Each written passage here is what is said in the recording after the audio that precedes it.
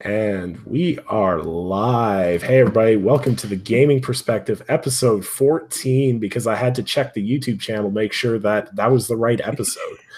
Welcome to the Gaming Perspective podcast, episode 14, affiliate of the Inner Circle Games Network. And welcome on another lovely Saturday evening. And I will be introducing my panel tonight, the man, the myth, the legend of the Inner Circle's editing squad, Samuel Tolbert. Hey, everybody. How you doing? Hope you're all doing well. Thanks for joining us. The gamer formerly known as Rage. Hey, everyone. Thank you for tuning into the Gaming Perspective. Excited to have you here, and I'm excited to get talking. All right. And the ever popular and fanboy whisperer, Eric Jackson, is here. What's going on, everybody? I knew Eric would get out of that. So how's everybody doing tonight? Everyone doing okay? I'm doing pretty good, man. It's beautiful weather out here finally. On a long weekend for once. Oh, I know. Being Canadian is great. We got a long weekend right now. Oh, yeah, sure Nice. is. Nice. All right. Yeah, we have a long weekend next weekend. Right, Sam? Memorial Day. We do. Nice.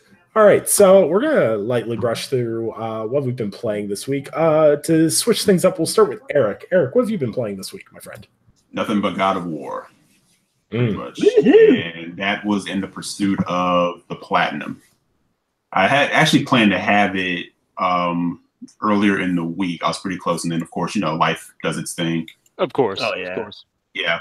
And but I had that platinum grind in my mind. I had the eye of the tiger.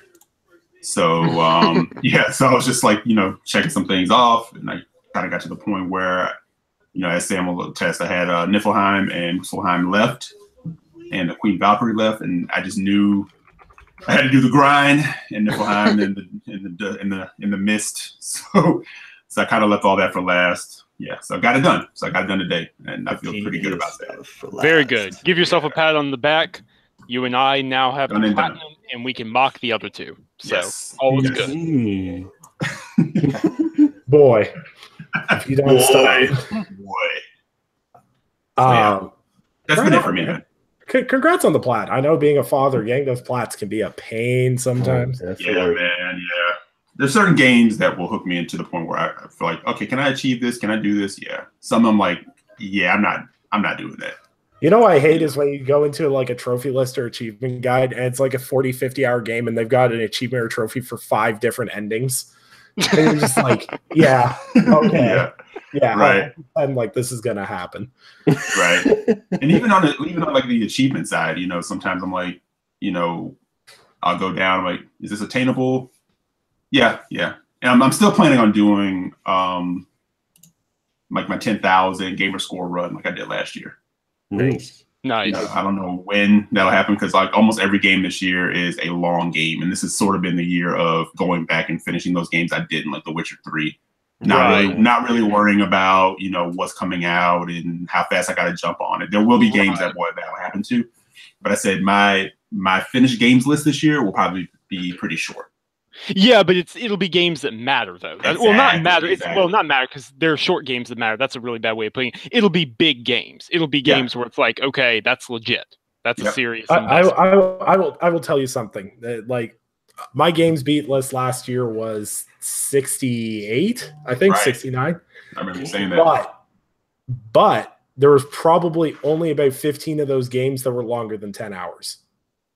That's the key thing. If there's some guys out there that I know that have a games list beat, and it's like 12 games long, but they are some of the longest games out there. Like I had a friend last year, he beat, what did he do? He got the platinum for Nier Automata. He got the platinum for Persona 5. He got the Witcher 3 platinum. Jeez. He got the Skyrim platinum. And what was the other one? There was another long game that he got, and right now he's currently trying to want to get 100% of the achievements for Kingdom Come Deliverance, which is another man. That is also another really hard one. But he's one of those people, he doesn't care about how much gamer score trophies he's got. It's the ones he's got that matter to him. So and that is that's gaming. Like, you Yeah, know, that's you may, valid. yeah. Because I think people like on Twitter get caught up in that thing where it's like you didn't really game unless your list is like 70 games long, And right? Yeah, and that's why I don't do the whole games beat list. I know a lot of people do, and it's like that's fine. I get it, but No, it's fine. It's fine. But I feel like if you're just focusing on how many games were beat, that there's some nuance. Well, can I actually admit something to you guys? The reason I started doing a games beat list was because I think it wasn't last year, it was the year before that on Multiverse Show when we did our games of the year thing. I couldn't remember the games that had come out that year that I had beaten and what games. And when it came down to the games I had beaten that year, most of them weren't from that year. So I was like, that's an interesting issue. So the only reason I actually have a physical list is when it comes time to do game of the year talk and stuff. I actually have a physical list to go through and be like, oh yeah, that game. Oh yeah, that game. Right. But people and I don't want to go down like a major rabbit hole, but I know like kind of how the Twitter thing works. People will look at, if like your friend, for example, he beat 12 games, but he put quality time into those games, right? But if he went on Twitter and said, yeah, I beat 12 games this year, oh, you're not a gamer. But if you have like a list of games where like you're just like cranking them out just to, you know, get them done. And Nick, I mean, you're different, man. Like you do like gamer score runs for like charities and stuff like that. So that's like a rack 'em up. But some people just pick a game. How easy are the trophies? How easy is the gamer score? It's not even about the game anymore. Because if you said their list is 70 games long and you said, how many of those do you remember playing? Exactly. Tell me what happened. Tell me what happened in this game. I don't remember. I don't know. Why not? Right. So yeah. So when this year started, I kind of said, you know what? It started with Breath of the Wild. I said, I'm just going to play this game until I get to the point where I've gotten everything. I still have more to do in it, but I said, I'll beat it. I'm just going to take my time with it, whether it takes 2 months, 3 months, whatever. It was the best experience I had because I wasn't rushing through to get to the next game. Sure. You're enjoying what you're playing. Exactly. So many times I'm like, I don't remember. Exactly. So many games I'm like, I don't remember what happened. You know, like, I got to play through it again because I was just trying to get through to get to the next game because everyone's talking about this particular game and I got to play it and be a part of it. No, you know what? I'll stay on the fringe. Yeah, and that's fine. That's perfectly fine. And you mentioned just really quickly, I know you said that you're thinking about you doing your 10,000 gamer score run again. Remember, if you're concerned about the leaderboards at all, they finally updated things and 360 games count on the leaderboard now. So like all those ACA Neo Geo kind of games, you knock those out, man. You really got the score, you get guides, and man, you'll be hitting that score in no time. See, I'm gonna do a gamer score run. It's gonna include some of those like ACO Neo Geo games. I'm not gonna lie. I'm trying to pop myself to 200K because I'm sitting at 162,000 right now, and I want to get myself to 200K. Damn. I should set a goal so I can hit 100K because I'm sitting at like 87,000 right now. I'm close, but not very close yet. But yeah, I got I can't remember who it was. I think it was Demi who initially back when I was on Kid Smooth's podcast. I remember we were talking about gamer score and everything else, and I was like, "Oh, well, I've got like 63,000." And Demi's like, "Damn, you an Xbox only guy? That's all you got? That's weak, bro." And I was like, "I'm like, okay, you want to pull up? You want to pull up?" I've dropped like 100,000 gamer score this generation. Nice. Like, see, and I would say like the leaderboard definitely upped that ante. Oh my god! It did. It absolutely did. Because it's that monthly attitude of like, oh, I just beat these 3 games. That's a couple thousand in the book. And wait, what the heck? Come on. Seriously, you got in front of me again, dude? Yeah. Right. And and that's a pretty cool thing because it's like a meta game within a game type of thing. You know what I'm saying? And it definitely sparks competition. But it also throws that thing where people are playing games like because it gives them 1,000 gamer score like quick. You know, but you got to do what you got to do if you're trying to definitely do that competition. I remember doing an achievement race against my one friend, and he was using his PC, so he beat the Xbox version, then do the Windows 10 version. He did that with all the Telltale games. He did it with Dong. Oh man, it was just dumb. Like I woke up one day and he had done like 26,000 in like a 3-day period. I'm like, come on. What was it? The beard. Oh god, he did that 136,000 in a month there. To this day, I'm not sure how that was possible. That's insane. But hasn't he done that like twice? Yes, he has. Well, Yeah, but he upped the ante this time. It wasn't as bad last time. It was like, merely, and I put that in quotation marks, merely like 65, 75,000. But this, I don't know. He's congrats. It wouldn't happen. Yeah, congrats. It wouldn't happen for me though. I think I remember Rand posting something. It's like the most gamer score. There's like a Guinness World Record or something for most gamer score earned in 24 hours. I think it's like in the 60 to 70,000 range. How? Good Lord. Like maybe the only way I see that as being possible is if you've saved up literally all of those ACA, Neo Geo games and a few Telltale games on the side. Yeah, even Telltale games. Each Telltale game takes like 10 hours to beat one. So like, I don't even know, man. Yeah, there's got to be a select run path and yada yada yada. They're all guard. I'm sorry if you can rack up that much score in that amount of time. Those were not good games. Yeah. Let me ask you guys one question. And this is actually turning to a pretty interesting kind of discussion. But do you guys feel like your gamer score or your trophy count definitely equates to the type of gamer that you are? Because I know that's another big thing. Okay, so I'm gonna cheat, and I'm asking this for a very specific reason. Okay, I'm gonna cheat and say yes, but no. I absolutely think it values. Like, I value my achievements. I value trophies, not to the same extent, but I do value them as well. Right. But what I value more is the ones I've earned. Like, okay, how much do I have in this game? Did I complete this game 100%, or did I, get the platinum for this title? It's more about those particular games. But at the same time, it's like I'd be lying if I said the total trophy rank and total achievements don't matter either, because they absolutely do to a degree.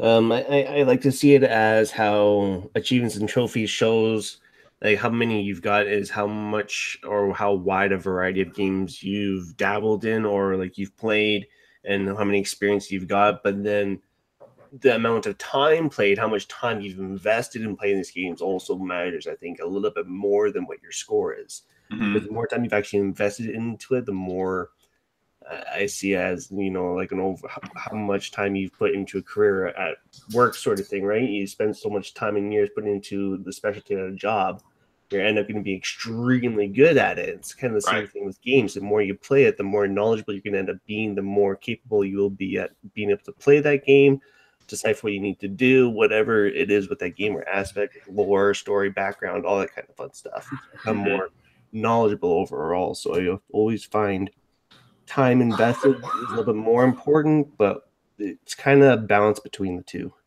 Right. Yeah.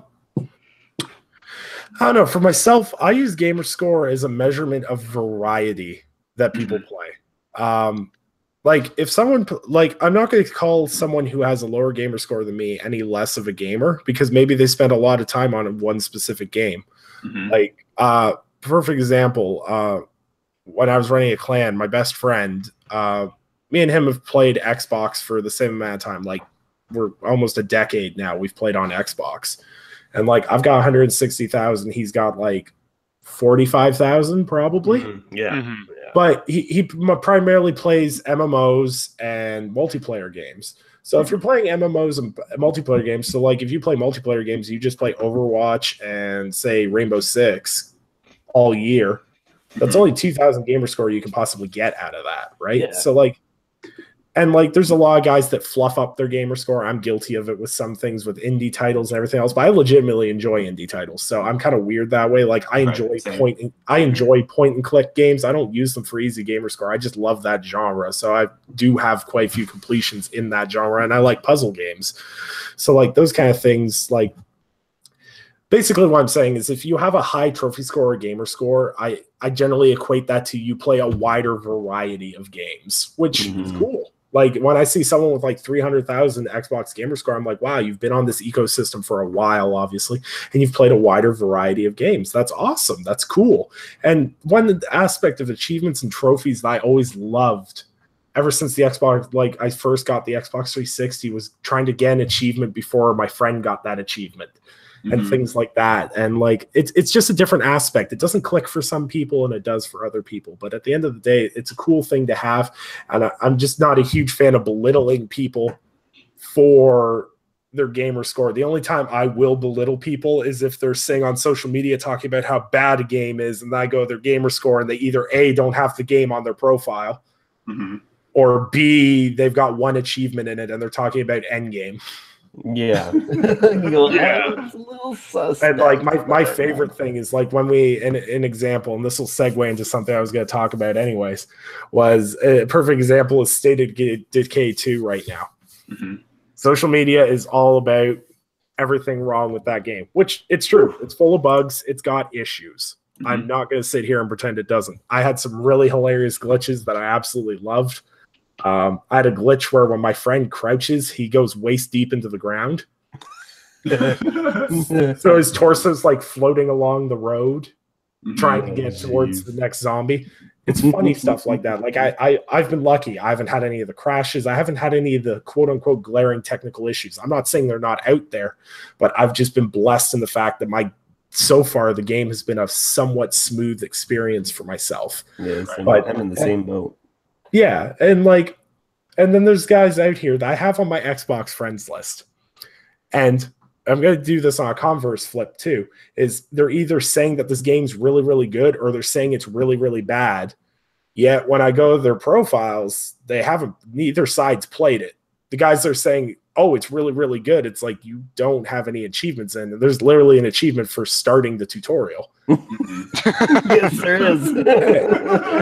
And then the same thing is the guys that are like, oh, well, it's garbage. You shouldn't buy it. It's glitchy. It's buggy. I know from firsthand experience. And I'm looking at it. I'm like, you guys haven't even started the game. You don't even own it in your history. Mm-hmm.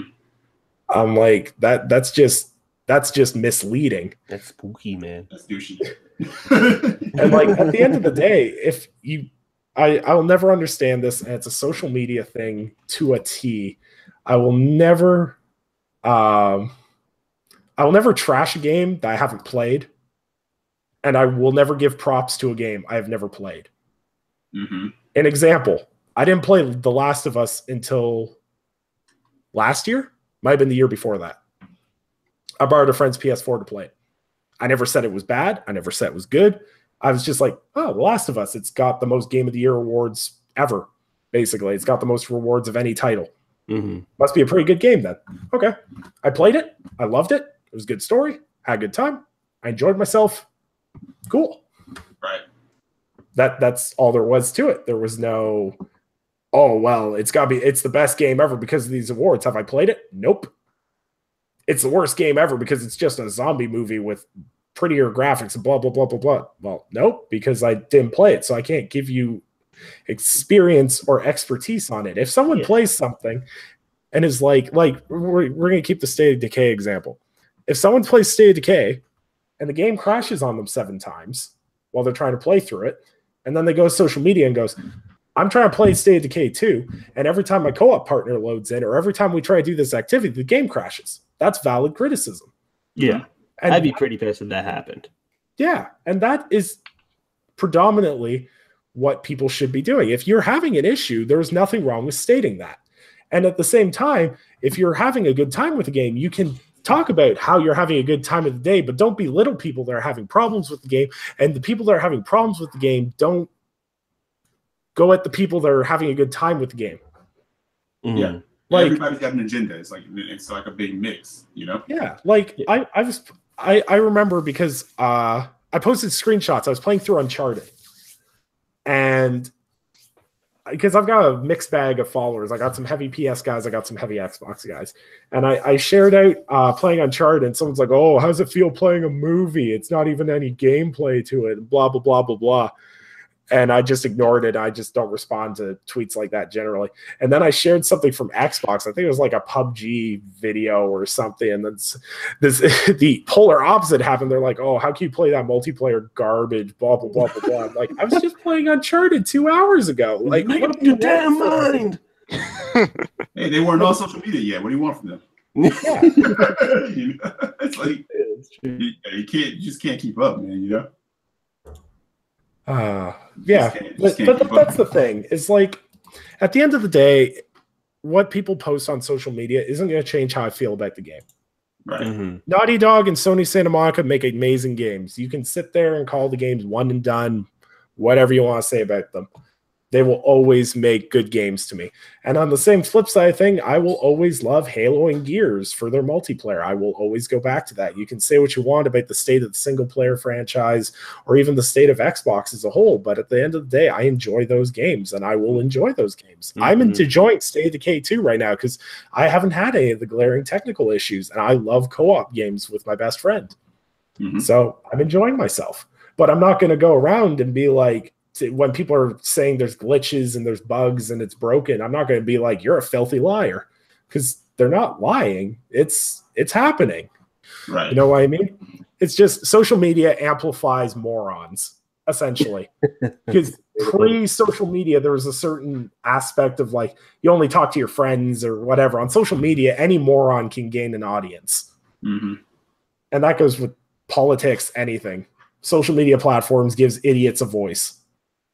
Yeah, there exactly. you go. The one that kind of like I'll always like fight against is which you guys have probably seen is, and Nick, you kind of pointed out this, the people who kind of jump on those who are kind of reporting that they're having issues, you know, or saying, hey, you know, as gamers, it's okay to demand a little bit better, to say, hey, this isn't cool. Yeah. You know, and then you get well, every game has bugs. And it's like, yeah, but that doesn't make it right.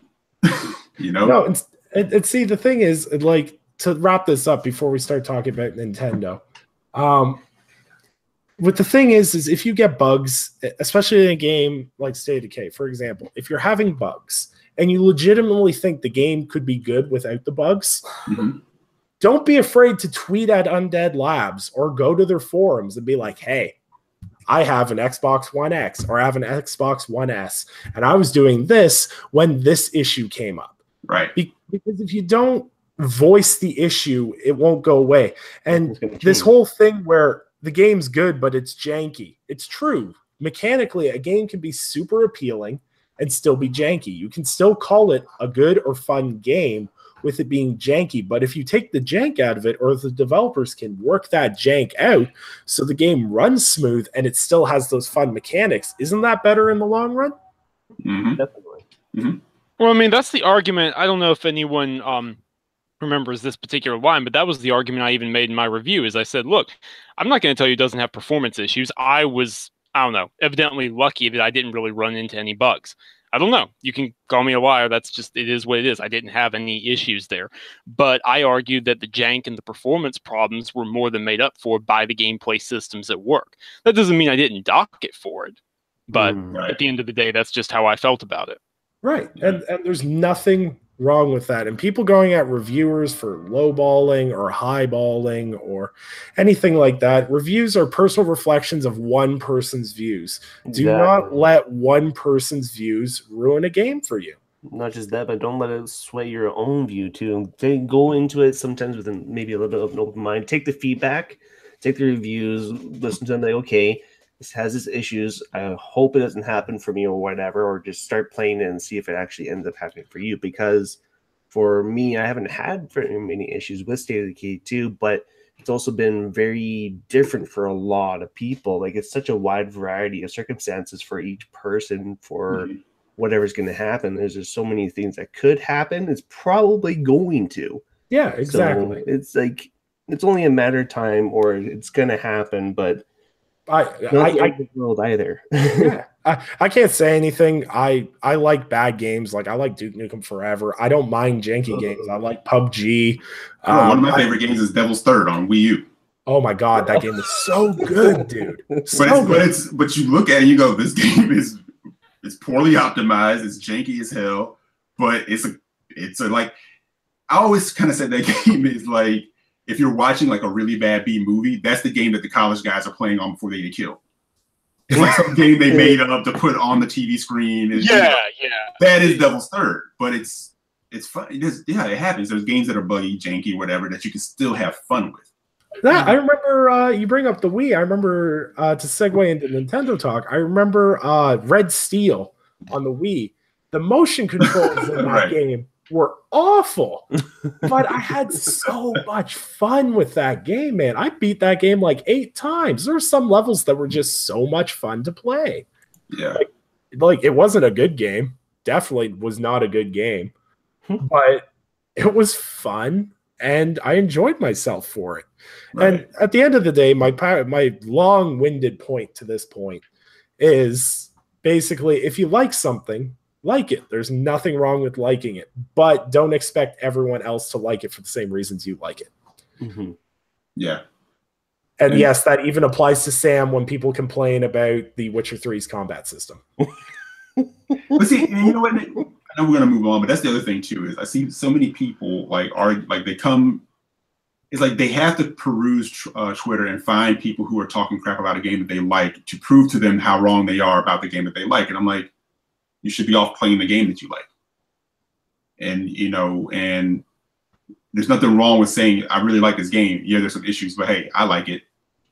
But it's like you're spending more time on here trying to prove to everyone, how much you really love it. And it's like the best way to do that is just to go play it, share it.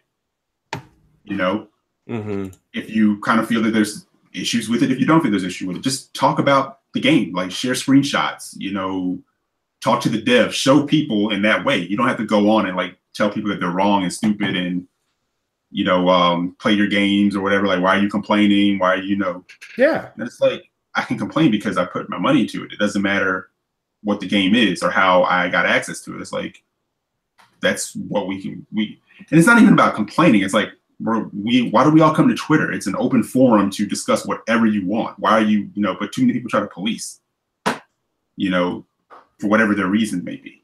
Mm-hmm. Yeah, I agree. If I like a game, a console platform, whatever, there's literally nothing you can say that's gonna like take that away from me. I may debate with you. Well, we can debate all day long, the merits or the problems or whatever the case may be. But at the end of it, there is nothing that you can say that's gonna make me go, yeah, you're right, this is trash. I know, trust me. It's convinced me that this is horrible. I posted up the picture of my new PC. And people were immediately like, oh, time to sell that Xbox One X because you might as well just use it for that. I'm like,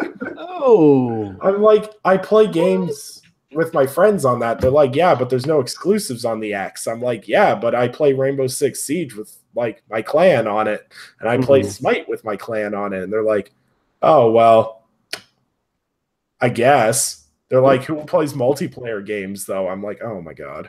But moving on, before we get into Nintendo talk, Rage, what have you been playing this week? Rage, he's in such pain.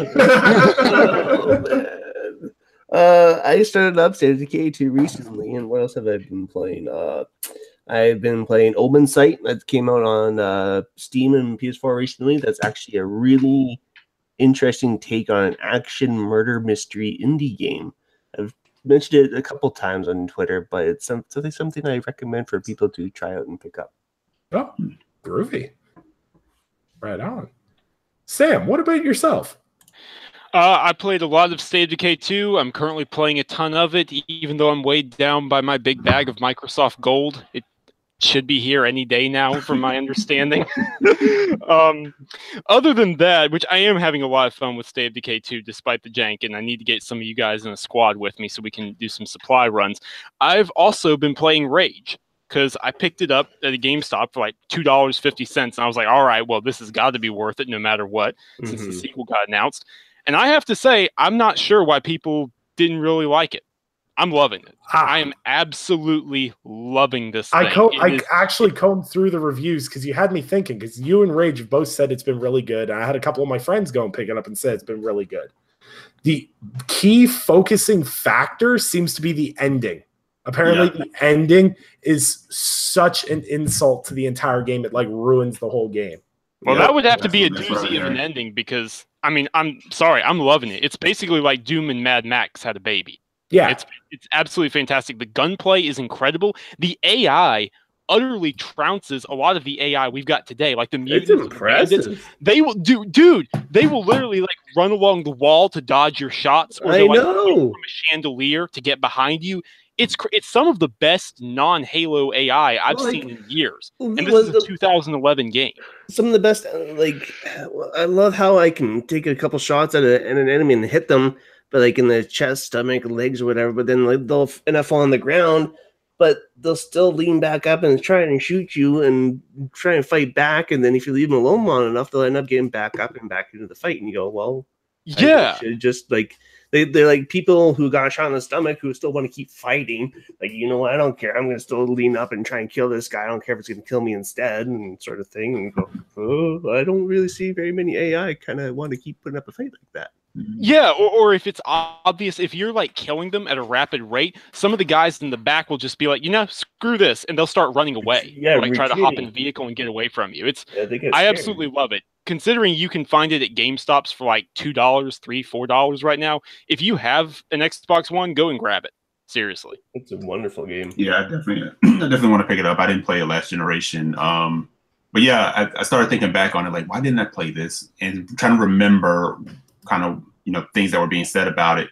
And as people have been discussing it and it's coming back to me, it was the ending that people were kind of like, all this great stuff happened. And then all of a sudden this ending was just like, what? Okay. Well, hey, at least we're getting a sequel. So, that I feel like it's kind of mitigated as a result of that. That's what I love about Bethesda, man. Yes, dude, you took the words right out of my mouth. Props to Bethesda. Like, hey, remember this shooter? No, of course you don't, because it didn't sell and critics didn't really like it. It got a 79 in the age where a 10-minute was average. But guess what? We're making a sequel, and we're getting the people who made Mad Max to help us out. Yeah, I love it. I was like, I'm there. I love it. It's utter insanity. It's fantastic. I actually really like seeing how it's a co-studio develops, like between those two studios. I would love to see that a little bit more often, because I think it allows them maybe put in a little bit more resources from each studio to put in that little bit more effort and quality to make it that much better. Look, if they can take the creativity from the studio that did Mad Max and they can put the ID Software polish on it. Rage would look really good with a nice update. One thing I always say about ID Software, and I've said it since I started playing their games way back when, is their games are always the epitome of polish. Yeah. Like you just have to look at 2016's Doom to truly understand what kind of quality they deliver. Yeah. Oh man, B just mentioned Wet. I forgot about that game. That's another game people slept on. Wasn't that a stealth-based game? I think. No, it was that action ninja samurai chick game. Yeah. Yeah, it was made by Artificial Mind and Movement was the studio. Or they're also known as Behavior Interactive. I actually remember, I kind of liked that game. I didn't play it very much, but I liked what I played. When I remember. Well, I just typed this out in the chat. The fact that, we're seeing Rage 2 happen and it's a collab with Avalanche means Bethesda is now willing to work with some devs that they don't necessarily own. Not just that, but they're also not afraid to revive. That opens up a lot more possibilities now. Yeah, they're not afraid to revive old IPs too. Stop! We love Bethesda so much. They're not afraid to put their necks out there, because every single time that they do, it pays off. Well, see, the thing is with Bethesda, and me and Sam have said this a million times, is what's great about Bethesda is they'll be like, all right, we're going to release Skyrim on your toaster. People are going to buy that, and we're going to use it to fund this game, and we're going to see if this game hits it. If the game hits it, cool. If it underperforms, well, we still have money from you buying Skyrim on your toaster. I'm just waiting for Skyrim Mobile. I'm just waiting for Skyrim to hit phone. Next year. It'll happen next year. It's going to happen. But I appreciate that. Like, you can sell me 50 million different ports of Skyrim as long as you keep churning out all these other great games. Right. I don't have to buy Skyrim on every device. I do, but I don't know why either. I don't buy Skyrim, but like Sam pointed out to me, I was like, all right, fine. They want to keep bringing it, and it keeps getting me other games from Bethesda. If it gets me a Dishonored 3. Sure. Why not then, right? Bring it. Well, see, I remember seeing an interview. I think it was with Todd Howard. I'm pretty sure it was. It was either him or Pete Hines. And they were talking about how they keep bringing out these games even if they don't necessarily sell the best or anything else. And the basic thought pattern they have was, well, it doesn't matter, because no matter how well this game sells, there's still a fan base behind this game that loves this game, and we owe it to them to continue to give them what they love from a franchise. That's well said. Yep. Well, I will 100% respect that, and that's why I will never, ever, when people are like, oh, well, who asked for this sequel? I'm like, hey, there's people out there that want it. And like even with Knack 2, there was probably one crazy guy in a basement that actually wanted that. Right.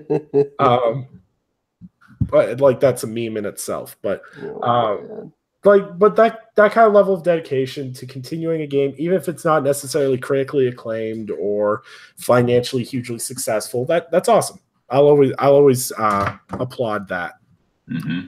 So, speaking of things that get a million Skyrim ports, and ports in general, the Nintendo Switch. Mm-hmm. So it's been out over a year now. It's been a huge success. Sam, correct me if I'm wrong. It's the fastest selling console in a year period. I think definitely in the US. I'm not sure about worldwide, but like US, no contest. Okay, I don't want to project false information here. So it sold insanely fast, which is insanely impressive considering they had supply issues for the first 6 months. Right. Makes me wonder how many they could have sold if they had the demand for it. Yeah, that's true. Well, that's the question we always ask with Nintendo. They always have a shortage. Mm-hmm. I sometimes wonder with Nintendo if it's marketing sometimes. That's another question people always have with Nintendo. Like, is it just they're bad at supply, or they're masters now of trolling with supply constraints? I don't know. Nintendo always. I'll always have a soft spot for Nintendo. I know everyone. I know people probably have a million podcast clips or tweets that they can find through my profile where I absolutely rag on Nintendo constantly. It's not hard to find, but I will say this: they have done more than enough to redeem themselves from the Wii U at this point. Yeah. They've done an amazing job of bringing new games to the Nintendo Switch, aka the Breath of the Wild, Super Mario Odyssey, along with a great slew of indie titles as well as porting some of the games from the Wii U that were super good, that made the Wii U great. Mm-hmm. And bringing those across so people that didn't necessarily own a Wii U get to experience some of these great games that are now locked behind a system that you can't play anymore, or you can't buy anymore. You can still play it, I guess. Like Eric has one that was so dusty, I thought it was gonna like disappear into the background in that photo of its setup. But the Wii U? Yeah, your Wii U. Yeah, it's in a little dark corner there, but I'll never get rid of it, man. Little girl loves it. Hey, man, I to this day, I regret selling it because after I sold it when there was that 1.5 year period where they didn't release anything past the launch titles. Mm-hmm. And then literally the day I sold it, the next day they're like, Mario Kart 8. I'm like, son of a. That's how it goes, man. But yeah, they've done a really great job bringing stuff over. There's still a few games that I'd like to see them port over from the Wii U that would definitely sell me on a Switch. I'm sold on a Switch right now. I just don't have the time or the financials to have 3 damn consoles and a PC. I can't. It's tough, man. It is like legit tough. Trying to keep up with all of it, you know?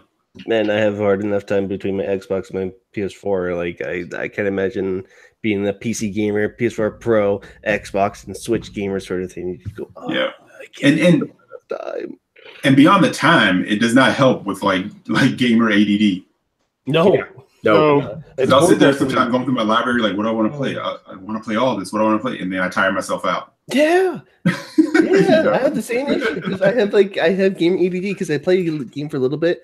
Like, yeah, I'm having fun now. I have like, oh, I want to play this other game. Yeah. I'm going to play this game for a little bit. And then I'll start playing it and I go, oh, I kind of want to go back to what I was just playing. And I go back to doing that and go, I think I'll turn on Netflix. I turn on Netflix and then go back to gaming and then play this other game. And it just it's always back and forth every day for me. Absolutely. Can't stay consistent. Yeah. So I kind of want to get everybody's impressions here. Eric, you own a Switch. I think you're the only Switch owner in here, actually. And yet we're talking Nintendo. So I kind of want to get everyone's impressions. Like, where are you guys sitting? Because we've got a good variety of gamers here. Where do you guys sit with the Wii? Not the Wii U. Oh God, this day. Where do you guys sit with the Nintendo Switch? Where's the Nintendo Switch sit on the scale of your interest levels right now?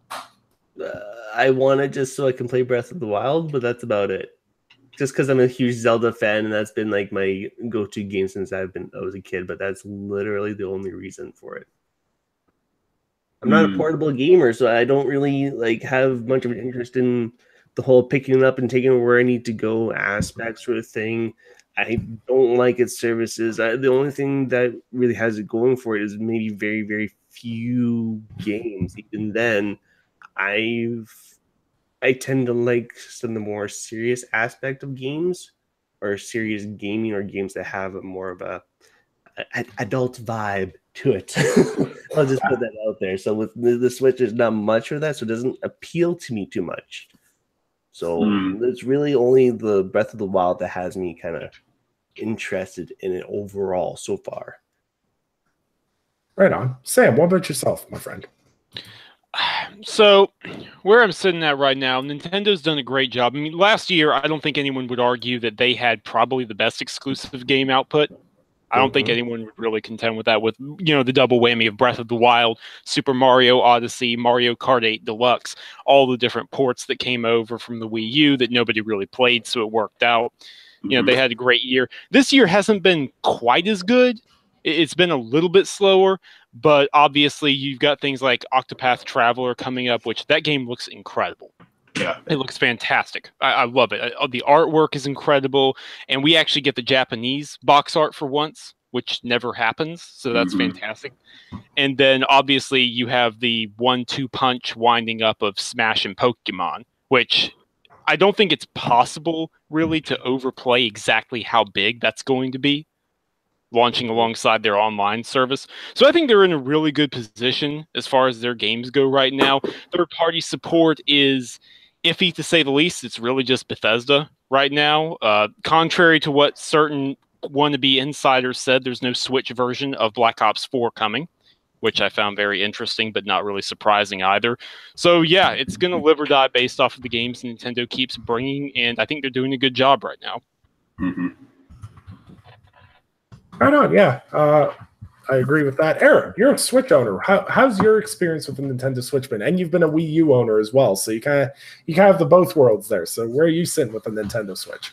Yeah, I'll start by saying, like, I'm a tremendous fan of Nintendo. I'm like a big supporter of theirs, and yeah, pretty much every generation. Like I have whatever Nintendo has, you know, available, and there's no shame in kind of saying that. It's always like that companion to like your big boy, like whether it's your PS2, your Xbox 360, your PS3, because Nintendo for years now has kind of set themselves apart and kind of done their own thing. So it's always been like an additional console to those other experiences, right? So the Switch is pretty much the same thing. And I mean, I love the Switch. And I think it's because it delivered on what the concept for the Wii U was supposed to be. You know, it's the execution of the Wii U, like hand and real, and it delivers on what they said. Portability, if you want it, you know, home play if you want that. And I don't do a tremendous amount of traveling with it, you know, but when I do have to go to a place where I have extended time, like I will take it with me. And it's definitely, they used to be the Vita that I would take, or the 3DS, but the Switch is definitely taking that position. The games themselves, from their first party standpoint, I don't think I really need to like talk at length about them. You guys know how Nintendo is. Like usually their games are quality. You know, whatever you're going to pick up, chances are it's going to be quality. And that's kind of what I've been experiencing with it. What I kind of think, and I know we talk about them having a third party issue, the Switch in a lot of ways has become what the Vita had become, that indie darling machine. Because the nature of it being portable just lends itself really well to a lot of the independent titles or indie development. And that's where a lot of indie devs, I mean, it's documented that they found more success putting their game on the Switch than they have on some of the other platforms. You know, so I think that's a feather in their cap. But as far as the build of the Switch, I like the build of it. Could it be more premium? Of course, but then that comes with more money, naturally. Yeah, I mean, I think it's a solid device. And like a case of like Rage, like, yeah, is it worth picking up just for Breath of the Wild? Yeah, that's a lot of money to put in for a game. Yeah. But it could be that thing where you come for the Breath of the Wild and you find other reasons to stay around, but maybe not. So, but personally, no, I love it. Right on. Yeah, it's definitely found that spot because it's interesting when you talk to people on social media, and I'm seeing it more and more. It's hit this weird market where it's not there's not a lot of like primary Switch gamers. There are some out there. More kudos to them if that's what they enjoy. But the Switch is definitely the go-to secondary console. With a lot of people. Almost all my friends that primarily play PC have a Switch because they like to play their PC games and then they're like, oh, I've got to go on a train trip or whatever, so they just undock the Switch and away they go. Yeah, the portability, that's something I've seen actually with a lot of Switch owners too on Twitter, is they love the portability aspect of it. Right? Yeah, I've got a friend of mine, he's a truck driver. And what he does is when he goes on trips, he's got to wait to get unloaded. And sometimes it takes him like 4 or 5 hours to unload his truck. So he just sits there and plays Mario or sits there and whatever game tickles his fancy. And like the fact that every game you can play on the go on that platform, that's amazing. And Nintendo always kills it in the handheld department. Like the 3DS was amazing. The Game Boy, like, I don't think anyone else can ever beat Nintendo in the handheld department. Let's just be honest. They've been the masters since we've been kids. Like you think about it. There's games that were on Nintendo handhelds that never touched their consoles. That were insanely, like, you just have to look at the Pokemon franchise. Like there has been spin-off Pokemon games on console, but there's never been one of the mainline RPGs on console until maybe later this year. Fingers crossed. Fingers crossed for sure. But they nailed the handheld market, and they really nailed a section of gaming that no one else was hitting. And they really found their niche. I think, like Eric said, if you wanted a more premium product, you would have had to put more money into it. But I think if the Switch was more expensive, I don't think people would have gone into it. I think the price point is a really, really sweet price point. Like up here, it's $399 for $430 for the Mario Odyssey bundle. Yeah, that's still too expensive for me. It's still too expensive, but the Xbox One X is like $700 up here, so like it's doable, I guess. I almost felt like $100 less would have been more appropriate for the price point, but that's if we basically Rage, for you and me, if we were paying the American price, would be fine. Yeah, and I don't want them to be mistaken. The build quality on the Switch is really good. Yeah, it feels really good in the hand. It's sturdy. Looks solid. Yeah, it's got a little heft to it too. One thing I love about the Nintendo Switch, and like with the release of the accessibility controller on Xbox, shout out to those guys over there that have made gaming more accessible for a group of people. Really amazing work. But what I liked about the Switch and what I liked about the Wii U is the input options you have. Like, oh, you don't like the Joy-Cons? Well, you can use the Pro Controller. And the Pro Controller is insanely underrated as a controller. It is amazing, man. That thing is built very well. It feels very good in the hand. And you can charge it and literally have like a charge for 2 weeks on that thing. Damn. Wow. Yeah, no, like I had the Pro Controller for the Wii U. That one too. I love that thing. It was so good. It was like 80-hour charge. Yeah. Like compared to my 4-hour DualShock 4 charge. On a good day. On a good day. 4 hours. But no, I just think Nintendo's delivered a good product. It does what they say it's going to do. It obviously doesn't. Damn it! It obviously isn't. It's not outputting the like 1440p or the 60 frames per second, and it's not in 4K or anything along those lines, but it plays the games decently. And on handheld, the console seems to shine in handheld mode, and people seem to love it. And that's really awesome. And being able to play games on the go for a lot of people, like I have a 3-minute commute to work. And like the only time I could honestly see myself playing the Switch would be on my breaks at work. So that'd be like an hour of my day. So it's kind of like, yeah, could I squeeze some more gaming in there? That might not be a bad investment for indies and whatnot. Mm-hmm. But I kind of wanted to touch on that a little because we had that. They talked to a bunch of indie developers and everything on what they would like to develop for and everything else. And PC came out on top of the highest percentage because PC indie development is obviously easier to just be on your PC and develop for the personal computer. But the next thing that indie developers wanted to develop for was the Nintendo Switch, which is interesting to me because it's got the lowest it's scaling well, like it's selling really well and it's selling really quickly.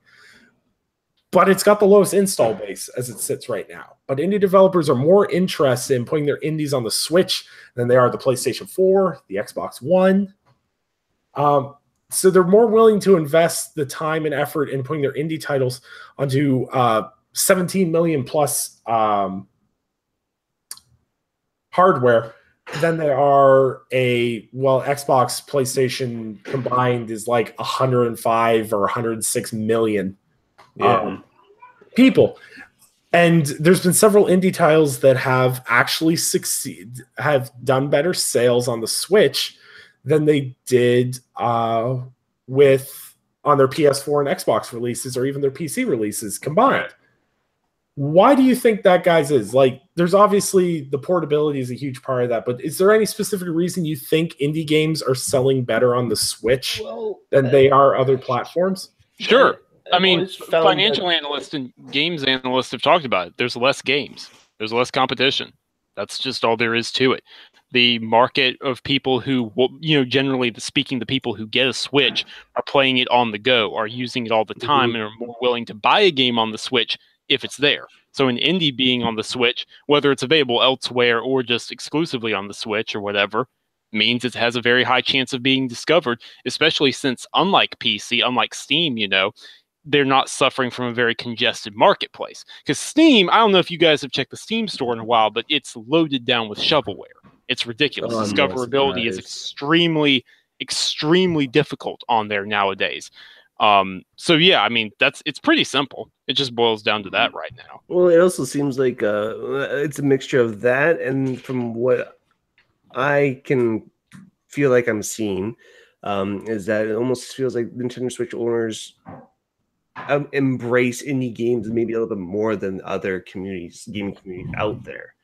And maybe that's just because that's what they've been used to playing for so long, is that it's always been always had pretty high quality indie games come out for Nintendo brand products.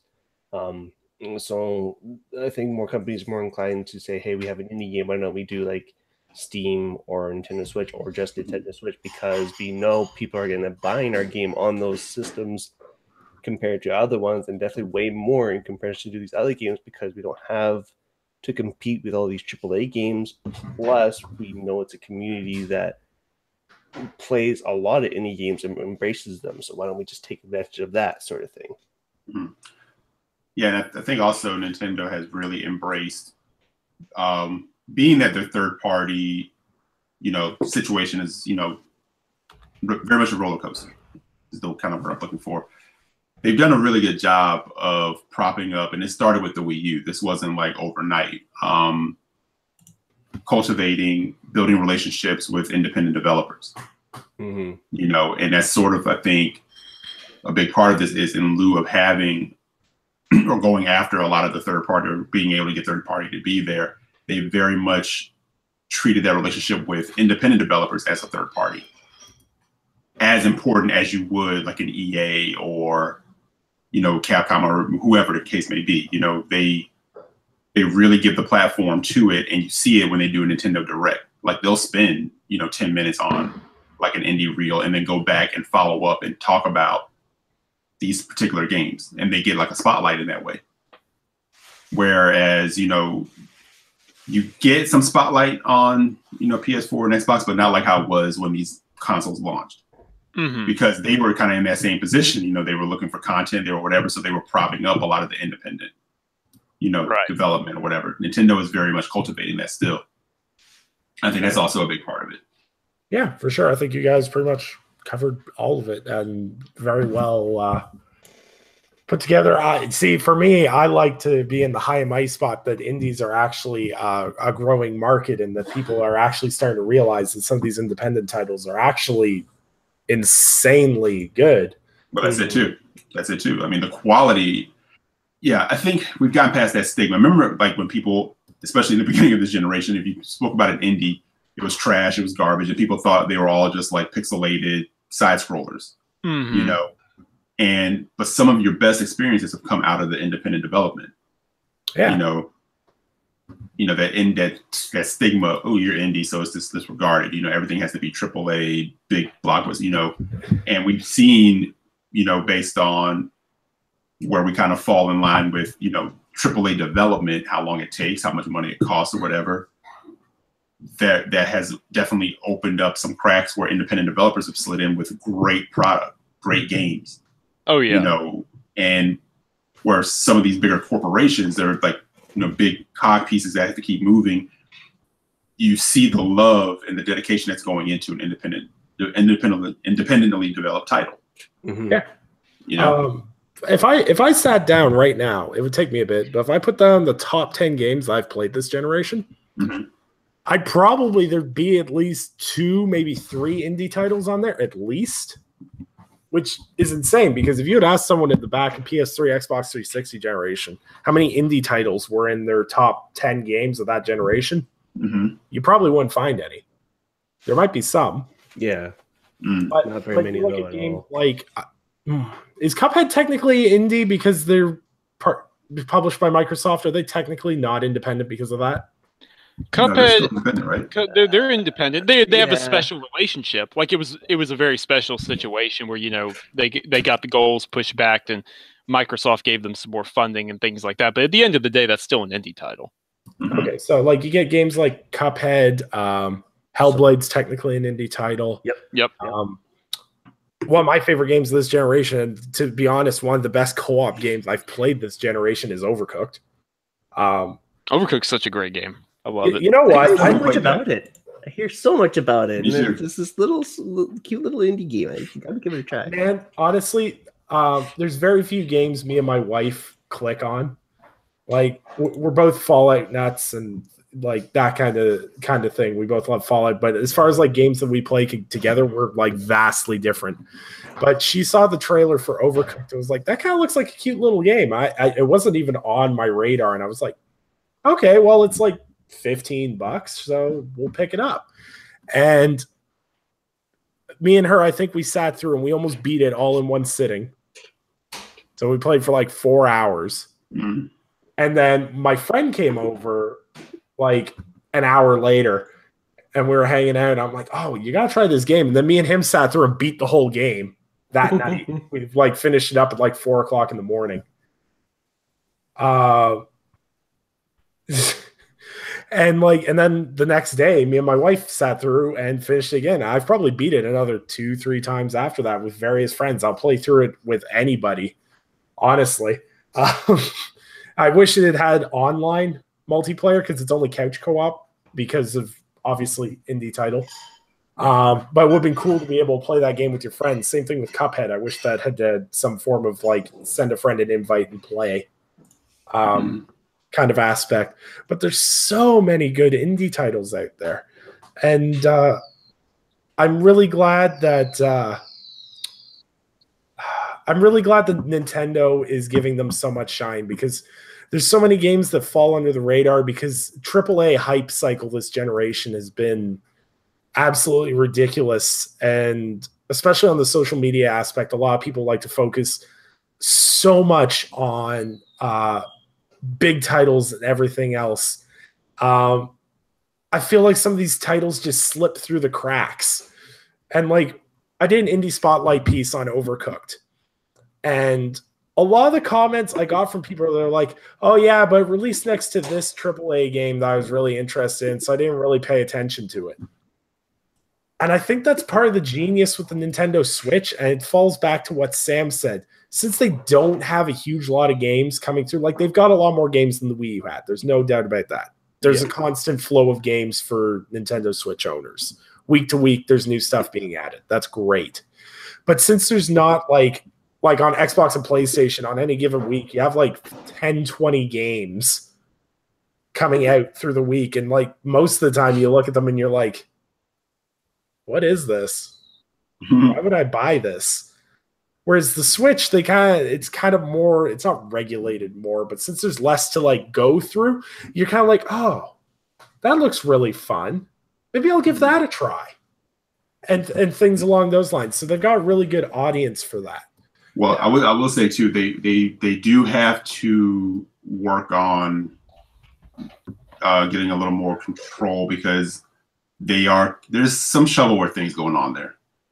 Yeah, and that's actually something Matt Piscatella has talked about. Like, it's not a big issue right now, but it's one of those things where it could be later down the line. They need to go ahead and start laying the groundwork of quality control. Yep, absolutely. Yeah, it's weird to me because like I just got a PC again. I got Steam again. And I haven't gamed on PC since basically it was just physical media. You had to go out and buy a PC disc. Right? So like my experience with Steam is like 0. And I'm looking through the games, like it was like new games or whatever. So I clicked through it.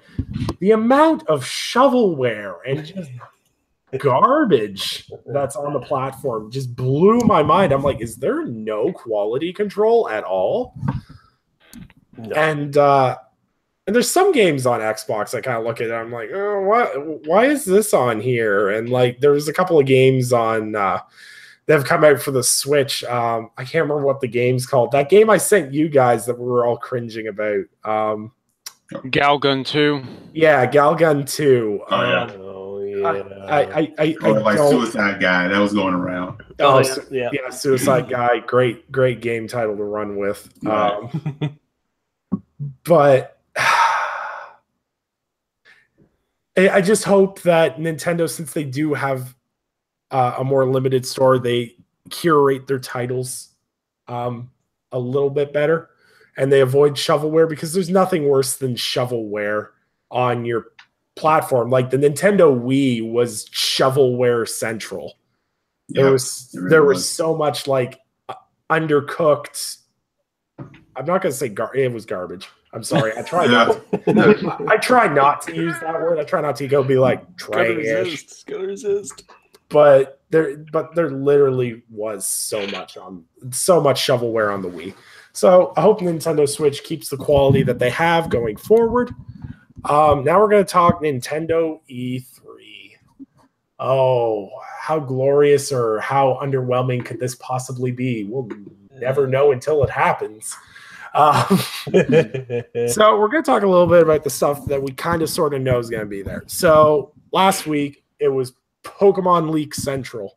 I'm trying to pull up the information. I cannot remember off the top of my head what the running title is for the new Pokemon games.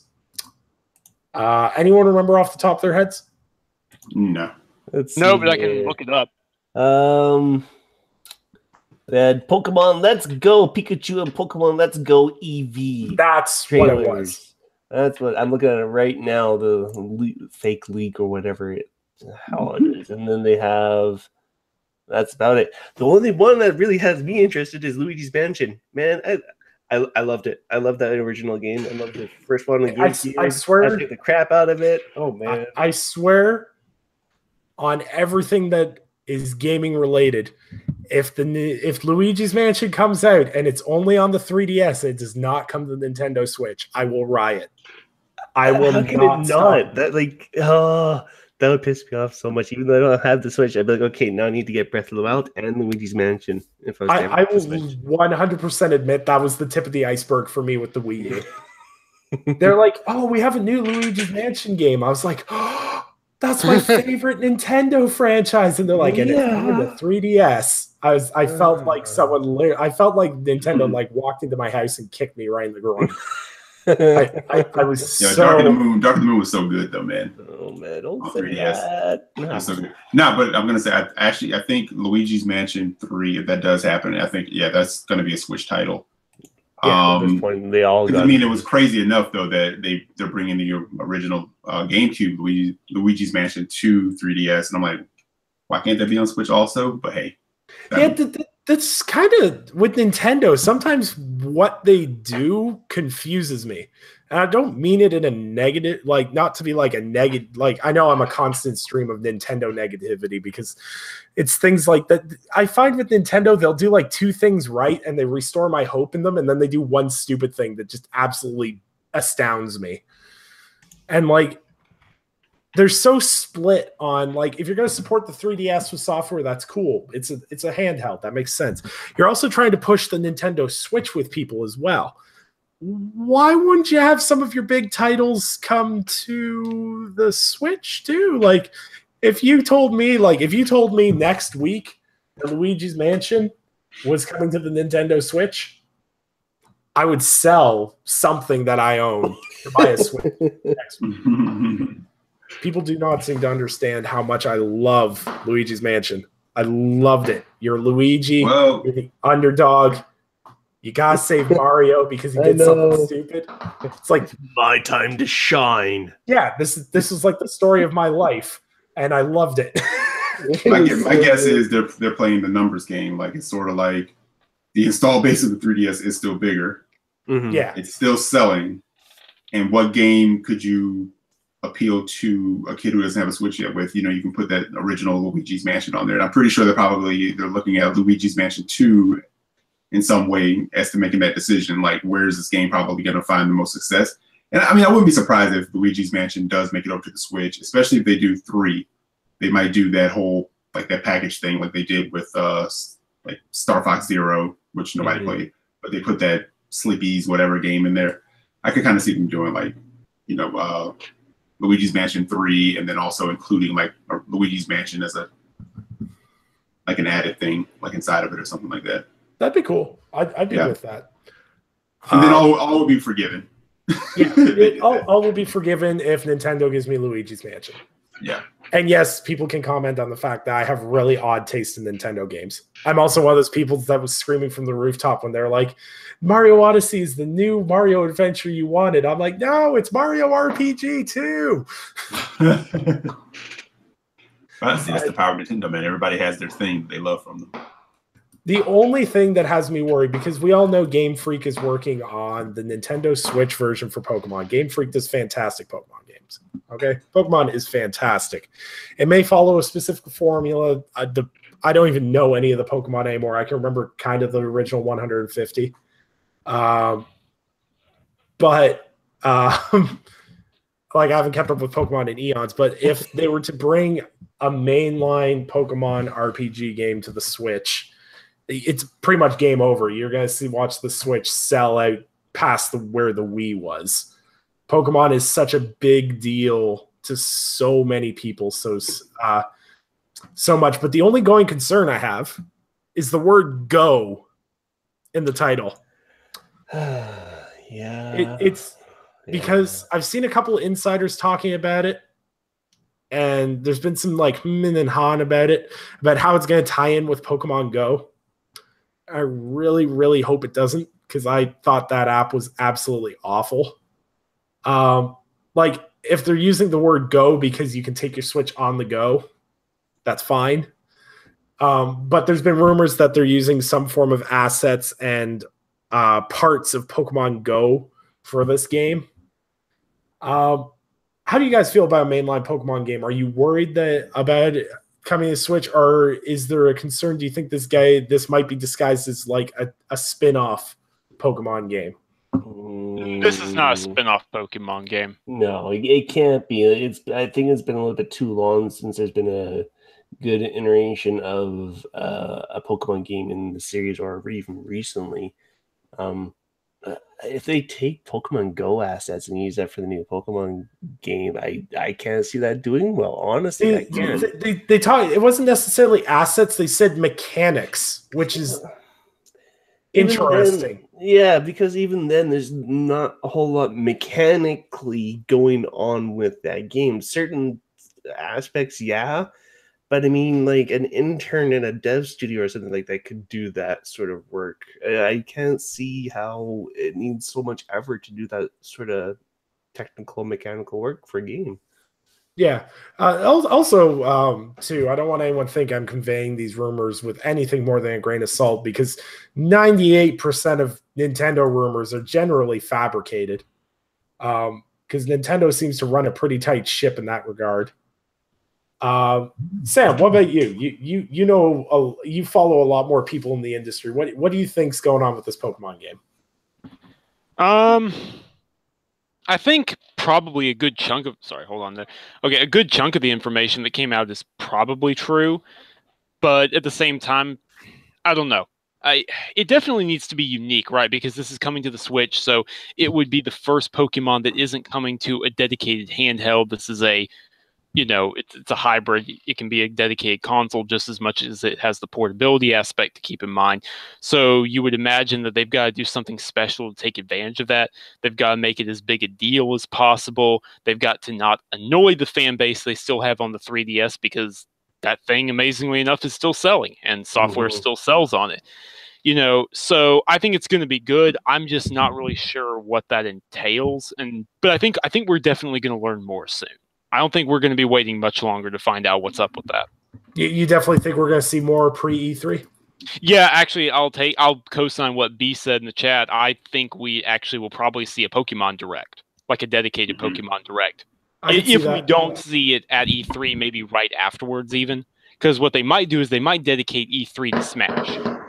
And then a couple of other things going on there. I can see that because a lot of the time they even have so much going on for Pokemon itself that they almost need a whole Nintendo Pokemon Direct just to get through all the details that they need to actually go through properly.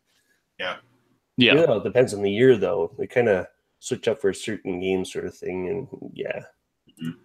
Yeah, I think they could absolutely do a Direct right before E3 and then have more details because their thing is more about, people coming to the treehouse for interviews and talks and expanding on more of the systems, the mechanics, the gameplay, what it's all about.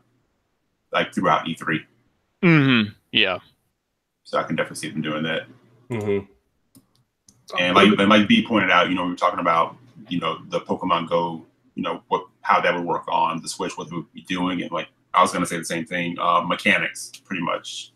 Like utilizing the way, like you said, how you catch the Pokemon, the community aspect. I think they're going to play that up.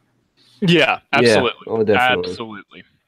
Yeah, especially because they'll be launching this thing alongside the online service. I think that's really cool. Is like one of the reasons I'm kind of excited for a Pokemon game on the Switch, especially with the online aspects. It's one of the things I hated as a kid back in the day. Like I'm talking like Game Boy Color era. Okay, when I was like playing like Pokemon Red and Pokemon Blue, they had this awesome system where you could battle other people, but you had to have another person with a Game Boy right beside you with the cord. The cord link, and then they had Pokemon that you had to trade to get them to evolve. Then you trade it to your friend, and then they keep that friend, or they keep that Pokemon, and they'd never be your friend. Jason, I remember you.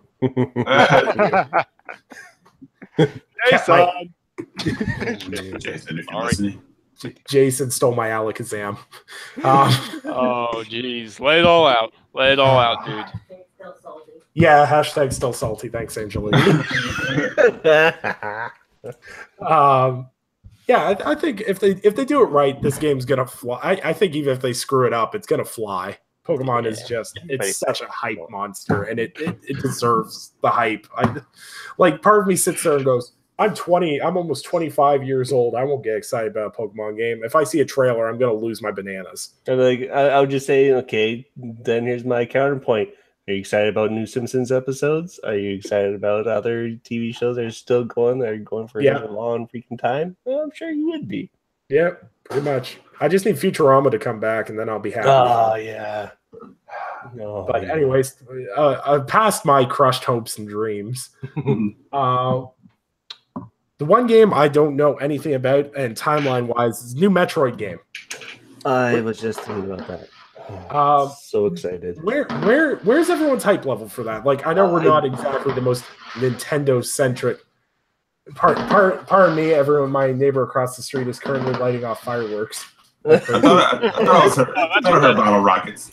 I guess for me personally, a new Metroid Prime game, I'm really excited because I've been a huge fan as well of Metroid Prime games. Originally since like the N64 and of course GameCube, that sort of thing. But I would really like them to see this new Metroid Prime game have a little bit more newer gen technology put into it, because I think if, like, let's say you put Unreal Engine into it and you give it the AAA studio treatments, and let's say it's like a Sony level exclusive AAA treatment, that game would be just absolutely amazing. It is the right mixture of FPS and puzzle and platformer and just trying to figure everything out in such a wonderful adventure and a really good, almost secretive kind of lore-wise series where you have to go and discover everything, and it's just not told you as a story right off the bat. You have to actually go and discover the history of the planets and the character itself, and I love Metroid Prime. Love it. Mm-hmm. Yep, I'm in the same boat. So yeah, high levels, very high.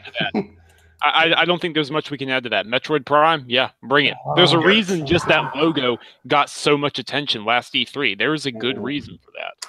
I've got to admit, Gaming Sim 101 for me. I've never played a Metroid game. I honestly think you're missing out, because there's a lot of aspects of the Metroid Prime games I kind of wish they would implement into current games today that they still don't really do. See, my biggest question with some of these franchises, because I missed a lot of these because I was very casual in my early days, and I played on PC through a lot of the quote-unquote classic games, right? Mm-hmm. But, like, where do we even start with that? Because, like, I can run emulators and everything else. Like, where do I even start to get a good understanding of, like, Metroid as a series? Super Metroid. Well, yeah, he beat me by one second. And then on top of that... Hold on, Ray. I was going to say on top of that, I think it's very, very, very likely that a Metroid Prime trilogy port is coming in the near future. I think it would make sense. Yep. Drum up hype for Metroid Prime 4 among any newcomers who have picked up a Switch. So you could obviously start with that as well. Okay. Yeah, I was going to say, I'm not. I guess we can kind of throw prediction type stuff in with some of that, but I think there's a tease, because last time we got a JPEG. I think now you get a tease of Metroid Prime 4, some form of trailer or whatever the case may be. But I think that coincides, like what Sam said, the introduction of the Metroid Prime trilogy for Switch. Yeah. All right. And if they do that, absolutely pick those up and play them. Yeah, Metroid Prime trilogy is definitely a place I would recommend to start off on if you want to go for more of the FPS adventure sort of aspect instead of just the regular side-scrolling platform sort of thing. Mm-hmm. That's just my own personal preference. Groovy. All right, thanks, guys. I appreciate that. I come from a weird gaming background, so there's some stuff I don't talk about because I don't necessarily have the knowledge to talk about it in detail. So from the sounds of things, it's a fantastic franchise, and you guys actually kind of have me excited for it now. Yeah. So we kind of nailed down the really known stuff. So what I did is I grabbed the most recent and quote unquote accurate Nintendo E3 showroom leak that I found. Just throw it in the trash. Like, seriously, you know it's not real. So we're gonna. I just need yes or no if you guys think this is gonna happen. There's obviously some quote, I'm gonna say fan spin on it, honestly, but this one specific list I have up isn't the worst that I've seen so far as realism goes. So we're gonna go through this. The intro trailer is apparently going to be Dragon Ball FighterZ, FIFA 2019, NBA 2K 2019, Crash Bandicoot Insane Trilogy, Octopath Traveler, Wolfenstein 2: The No Colossus. Those games are all confirmed for the Nintendo Switch. So that's a pretty safe bet across the board there. Yeah. Super Smash Bros. For the Switch, that's something we all know is coming. Mm-hmm. Punch-Out! Become the Champion. Trailer / software demo from Next Level Games. Sure. Yeah. I can see it. I can see it because it seems like more people have been asking for kind of boxing fighting games recently. And not gonna lie, some of the classic boxing games out there or fighting games have been really, really good. You know what? It'd be nice to see a new one. If Shaq Fu can make its way back to PS4, damn it, we can get a Punch-Out game. Man, honestly, I want a new updated Ready to Rumble. Yeah. Yeah, that'd be nice. Yeah. That'd be pretty sweet. That would fit really well in today's gaming landscape. It would. Yeah. You know. But no, I'd be down for Punch-Out. Punch-Out on Wii was actually pretty fun. Yeah. I've always liked the Punch-Out series. Yeah. Metroid Prime Renegade, trailer, gameplay footage, release window. That'd be cool. Yep, I can see it. I can definitely see it, especially since they've been teased already. So yeah. So that's a pretty easy one. Splatoon 2 Octo expansion. Yeah, I say yes because Splatoon has a huge online community behind it. So they're not going to stop supporting it anytime soon. Which is fantastic because every platform needs multiplayer games, so to speak. And Splatoon 2 is a really unique multiplayer game. Mm-hmm. Not my cup of tea, personally, from what I played of it, but a lot of people picked up on it. Surprisingly, I didn't like it at first. Like I haven't played it. From what I seen, I was like, it's not my type of game. And then there's now an esports for it. Yeah, I love it. Yeah, I mean, Splatoon was like just.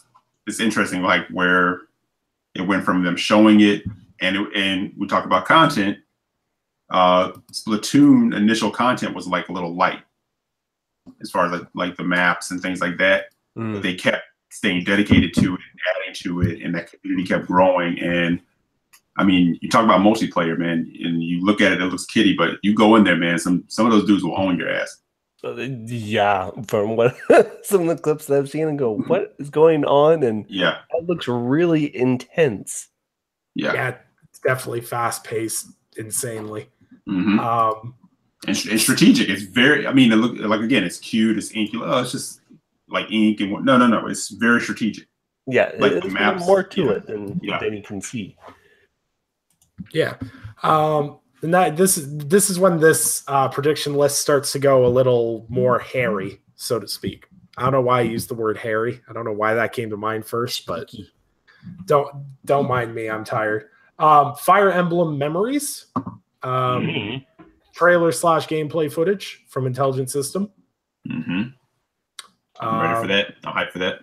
Yeah, I was gonna say you're a huge Fire Emblem fan, aren't you, Eric? Well. Not from like back in the day. Like my first one was Awakenings. I became like a big fan there because actually coming up, turn-based RPGs weren't like really not my thing. That's why I didn't play Final Fantasy VII back on PS1 and stuff like that. I was like, I don't have time for that shit. I don't like that kind of stuff. But gaming tastes changed over time. Awakenings was amazing. And I was kind of like, I'm a jackass for sleeping on this series. You know, I love those kinds of moments in gaming when there was something that you really weren't into and then you played and you're like, oh, okay. So yeah. So I've become a big fan of Fire Emblem. Right on. Rage, Sam, any history with the series? Or no? No, I don't really have a history with the series, but I will say it's not the worst thing in the world to possibly leak or anything like that. But it's not. I'm not sure if I believe it either because they've already said the new Fire Emblem game is coming to the Switch. So we'll see. We'll see what it's called. We'll see if this is really it or not. Because this is not the most far out prediction out there. No, that's what I mean. This list is fairly grounded for the most part. Like I went through like way too many Reddit threads to try and find the most grounded list. This one's interesting. I've seen some rumblings about it. Fallout 3 Anniversary Edition. No, I can see it be Fallout 4. Not really so much Fallout 3. Though Fallout 3 might be the only version of the Fallout games that can really run on the Nintendo Switch to a certain capacity, even though they got Doom to work on it. So... See, I'm torn because Fallout 3, on the one hand, Fallout 3 could run fairly well on the Switch. They could port that over, it'd be easy. But on the other hand, my question would really be why. I feel like even as big a series as Fallout, I feel like anyone who's interested in Fallout has it already on the 360, you know, or the back compat on the One, or has it on PC or something like that. I'm not really sure who would be buying Fallout 3. unmodded. But we can say the same thing about Skyrim and all the different versions they keep putting out, though. No, we really can't. Fallout 3 is much more of a survival game, even on easier difficulties. Skyrim hit cultural zeitgeist levels. The Skyrim hit Minecraft levels of popularity. So That's true. That's not really the same thing. I mean, here's the thing. I believe it could happen. I'm not sure why it would happen. That's what I'll sum that up. It wouldn't be the strangest thing, but Bethesda brought Rage back, okay? Like, I'm really not doubting anything. It's a good point. It's a valid point. That's like one of the most panned games they've ever put out, and they're like, it's getting a sequel. So Fallout 3 Anniversary, it wouldn't surprise me. But I feel like Fallout 4 coming to Switch would be more likely than Fallout 3 Anniversary. Yeah, I do too. Much more relevant. Much more relevant. I mean, they'd have to downscale some stuff. Don't get me wrong. They'd have to downscale the textures. They'd have to drop the resolution. Performance might be very cinematic, very, very movie-like, so to speak. But yeah, Fallout 4 is way more relevant. Yeah. All right. So that's that. Yoshi's Flipping Island. Where did this title come from? I've seen it on every list. Is that there's a Yoshi game called Flipping Island from Goodfield Games. I don't know why. Like, it's way too close to a swear for a Nintendo game. But at the same time, it's kind of cheeky, and I kind of like it, and I kind of hope it's real because I want someone from Nintendo to come out and be like, on June 13th, 2019, you'll be able to play Yoshi's Flipping Island. They put out those weird little spin-off Mario Nintendo games, and they usually end up doing pretty well. Surprisingly, sometimes they end up blowing up into their own long-term franchises. It's true, and like Mario Party, for example, that was great. It was weird. Okay, cool. It's like a board game on the console for Mario games, and then Mario Party 14. Yeah, well, we're not getting into that. I'm waiting for the Mario Party game that introduces microtransactions and loot boxes. That game's one of the most rage-inducing games I've ever played at any house party. Man, I've lost friends to Mario Party, okay? That game just... I get irrationally mad with that game. Mario Party and Mario Kart. Why is it like those two Nintendo games cause most friend loss? Most violent video game I ever played was Guitar Hero with my friends. I don't know how many instruments we broke on each other. Damn. We already talked about Pokemon Let's Go, Pikachu, and Pokemon. It's interesting. The one thing I will say with these leaks, if it is Pokemon Let's Go Pikachu and Pokemon Let's Go Eevee, it's interesting they're using first generation Pokemon to push this game forward. And it doesn't surprise me, actually, because they've been such outstanding characters for such a long period of time, and they have such a wide audience appeal as well. So I'm kind of not surprised. They've always been like those two Pokemon have always been kind of like the forefront of Pokemon for their characters, sort of thing. Like Eevee's a cute little fluffy kind of dog, puppy, fox, whatever thing that you always wanted. And Pikachu is, well, Pikachu, right? So that's just the way I see it. Yeah. Anyone else thoughts on that? Not really. Okay. This is where it starts getting a little interesting. F-Zero S6 teaser trailer from Platinum Games. Maybe that's a new racer game, like where we can see more of Captain Falcon. Yeah, I mean, Budge. Yeah, I mean, Falcon kick. Ugh. No, It's possible because I mean, the one thing people have been begging for is an F-Zero game. And you know what? If you can't make a good racer like that too, you can't go wrong. Mm-hmm. But at the same time, I don't know because the Star Fox thing that was announced is a racer. Mm-hmm. Right. Yeah, and that feels way more credible to me. Yeah. Yeah, for sure. This next one just gives me a headache because I know it's going to happen. I'm not sure if it's going to be shown at E3, but Fortnite will be coming in Nintendo Switch. Yeah, I figured that was going to happen. Let's see how that online system works first before that happens? What I want, and I think it was B Money I was talking to about this. It was B Money and Demigod. If they make Fortnite come to the Switch, they better have Pokemon and classic Nintendo skins for all the characters. That's all. That would be cool. I just want to. I want to land in. I can't remember any of the locations' names because I don't play Fortnite. But basically, I just want to be able to play Pikachu and shoot someone with a shotgun. That's all I want in my life. What would be really cool is they had a temporary game mode where everybody that drops in is a different random Pokemon. The original 100 Pokemon, because 100 players, right? Take the original 100 Pokemon, they each get a random skin whenever they drop in or start the game.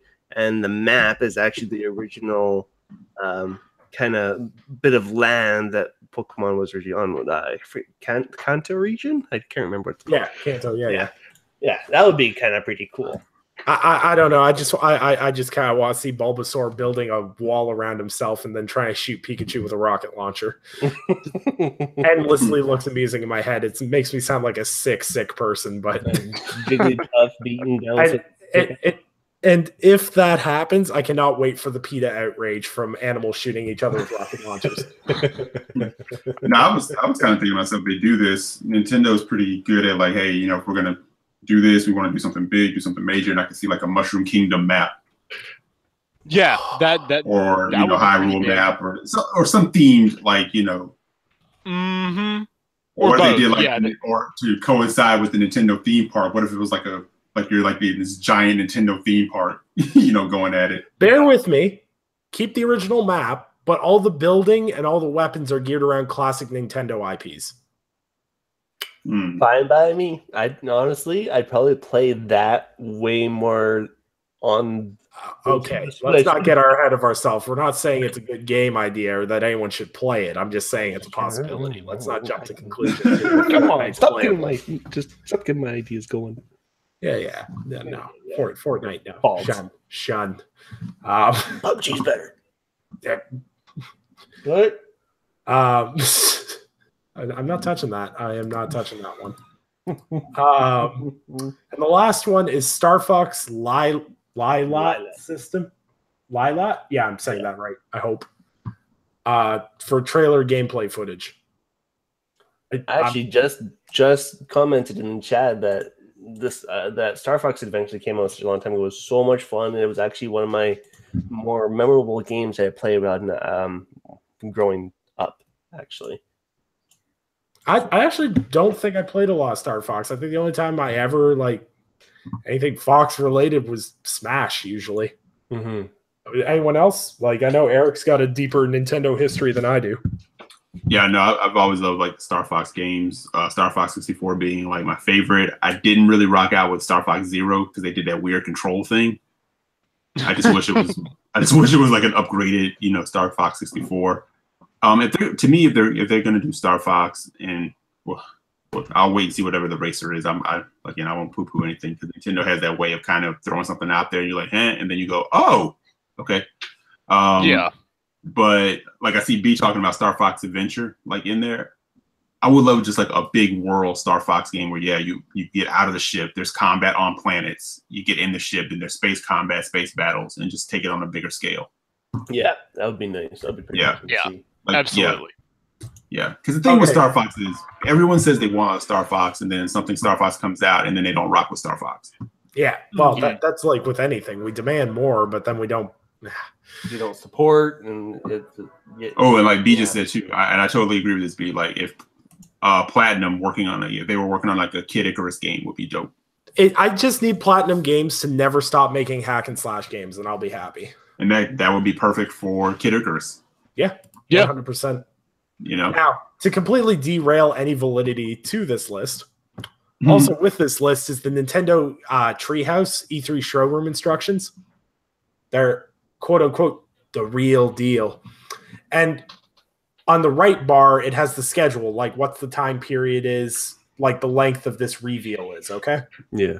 So it's got The Legend of Zelda Link's Awakening 3D. Trailer game reveal first hour of the gameplay. It's from 10:20 to 10:55. So they're going to show the first hour of the game in 35 minutes. It's a little skeptical. So, yeah. But I think while obviously that list is probably fake, it's got some pretty decent ones. I figured we'd use a list because not all of us are necessarily the biggest Nintendo guys, so having a good leaping point for discussion is not a bad thing. I think Nintendo's got a pretty decent lineup ahead, depending on where the release dates fall. But they definitely have some indie titles to fill out their lineup and everything that way. Now, to wrap up in conclusion for this show, because it's a Nintendo kind of day, what is one Nintendo franchise or game that you'd either like see ported or get a sequel on the Switch that would really like ignite that fire in your belly? I'll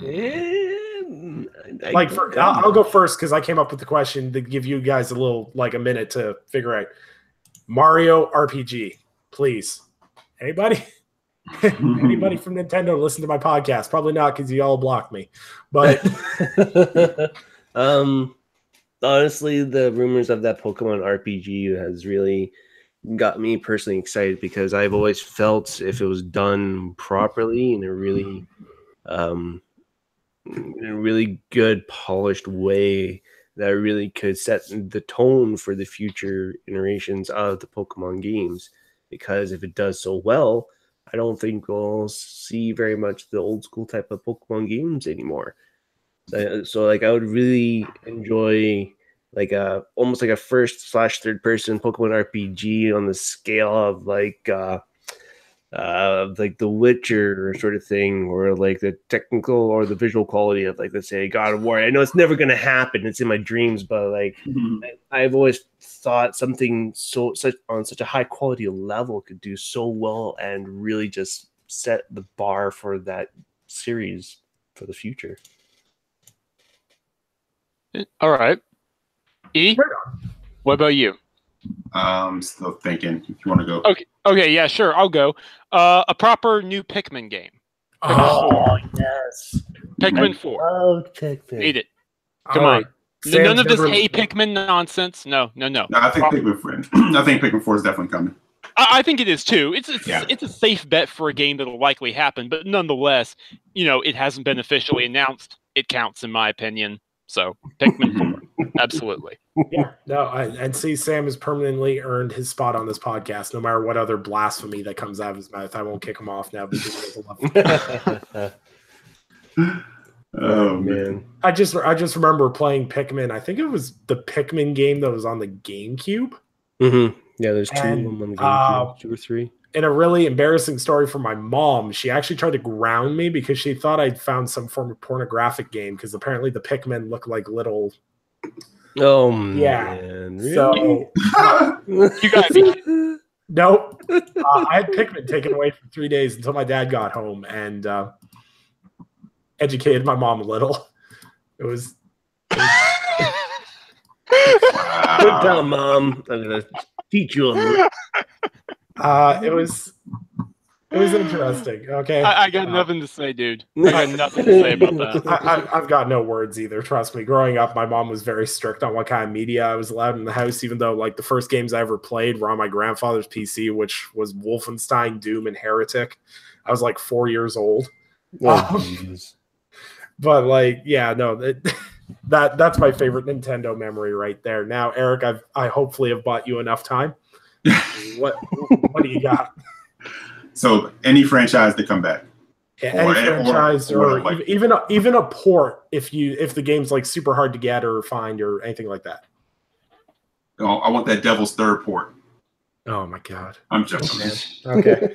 Well, so anyone who's interested in joining the podcast, you can just submit your applications to.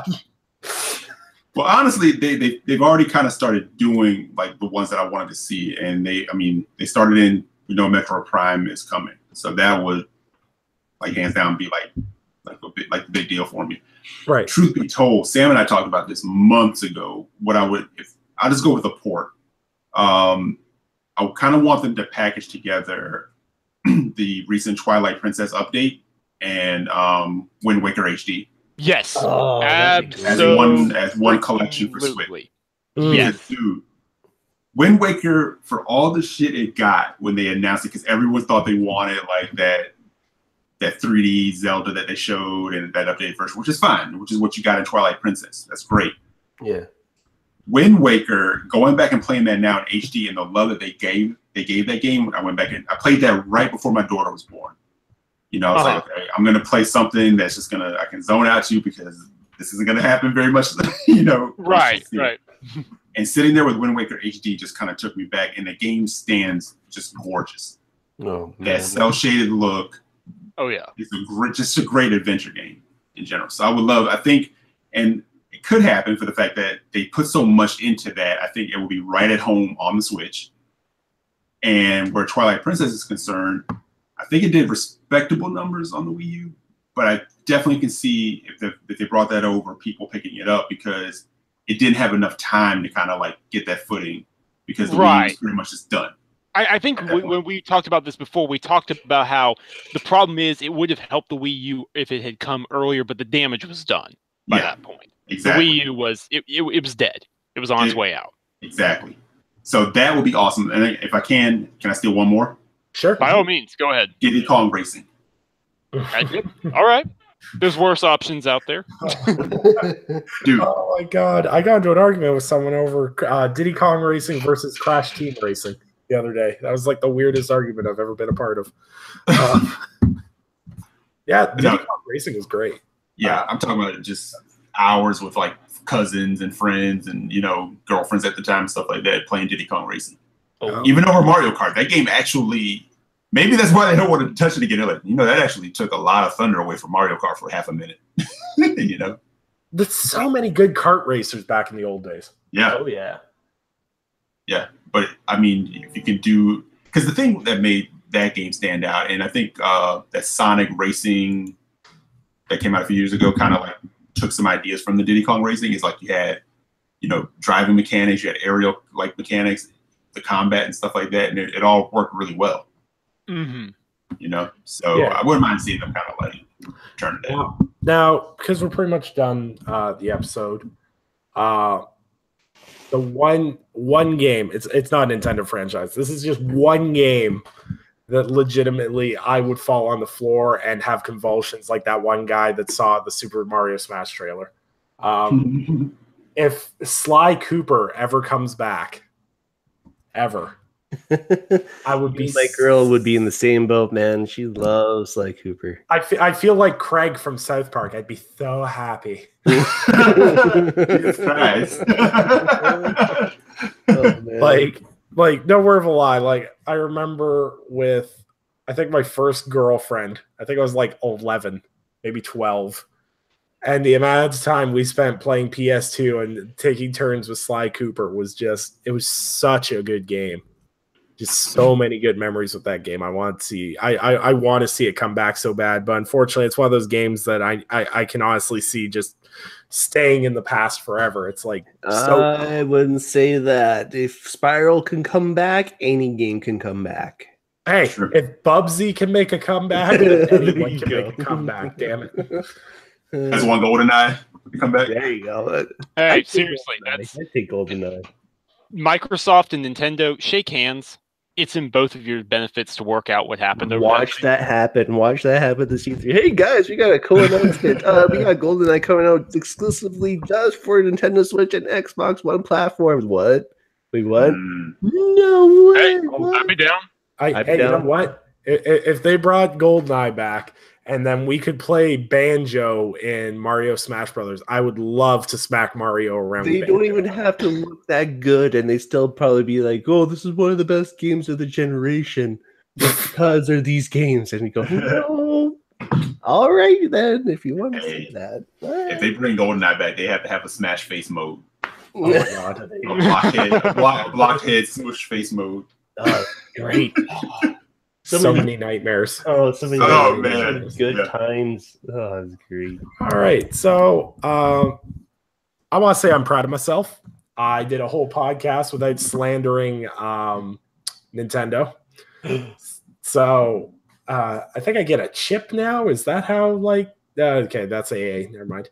I want to thank everyone for tuning into the Gaming Perspective podcast. Spending your Saturday nights with us talking video games and just gaming in general. Just absolute fantastic to get together with these guys every Saturday night and do this. So before we do outros here, next week we'll be doing our Xbox and PlayStation E3 predictions. I've got some special guests coming on, so that should be a good time. I'll announce those later in the week for guests. And yeah, so I want to thank everyone for tuning in. So we'll get to outros here. Sam, where can people find you? So you can find me on Twitter at Samuel Talbert. You can find me on the Tick website. We're in the middle of overhauling the website. Cal has been putting in a ludicrous amount of effort fixing things up, tuning things up. We got a couple of more days, maybe a day and a half, that we're going to be working on it, and then we'll reveal the new URL and everything that we've changed there when it happens, and it's going to be pretty awesome. Yeah, it's really exciting. And a huge shout out to Cal. I haven't bothered bugging him because he's been so busy lately, but huge shout out to Cal for the amount of effort and work he's put in the past few weeks on the site. He has been working his tail off to get the new site layout and get everything rolling, and just really hardworking dude with a insane schedule. I don't know how he does as much as he does. So a huge shout out to Cal on that. And Rage, where can people find you? Or Jared, sorry. Used to that, man. Yeah, you guys got to start getting used to calling me Jared from now often. Yeah. Well, you can still find me on Twitter at RageVirus_X, not Jared. And at tsign.com. Awesome. And Eric, where could the good people find you? You can find me Wednesday nights on Brad Podcast at 9:00 with Chicks Be Money and our newest co-host, Slow Mo, of the Scumcast podcast with Miss Luca. Nice. Yeah. Awesome. That's cool people. That's nice. Yeah. So that's where you can find me, there in Twitter. You see Jackson with the X. Right on. All links are provided in the description below. And just as a little thing, there will be a link. Our guest from last week, Fatal, he got, long story short, I don't know exact details, but he got evicted from his apartment on Monday. So he's living hotel to hotel right now until he can find a different living situation. So there's a donate link for him in the description of this video. And even if you can't do that, just give him a tweet, show him your support, everything that way at Fatal Mephisto on Twitter. And my best thoughts go out to him as he tries to figure out his living situation right now. And I'm Undead3XVI. You can follow me on Twitter at Undead3XVI, Mixer, everything. Undead3XVI. I'll probably be streaming some State of Decay 2 later tonight with a friend, so keep an eye out for that. And yeah, you can find all my work at The Inner Circle and all its various other entertainment and interests. You can find me on Multiverse Show on Mondays, and I sometimes make appearances on other shows, but more on that at a later date. So hope you guys enjoyed the Gaming Perspective podcast, and I will hopefully see you guys all for our Big Blood episode of PlayStation and Xbox predictions. Have a fantastic night.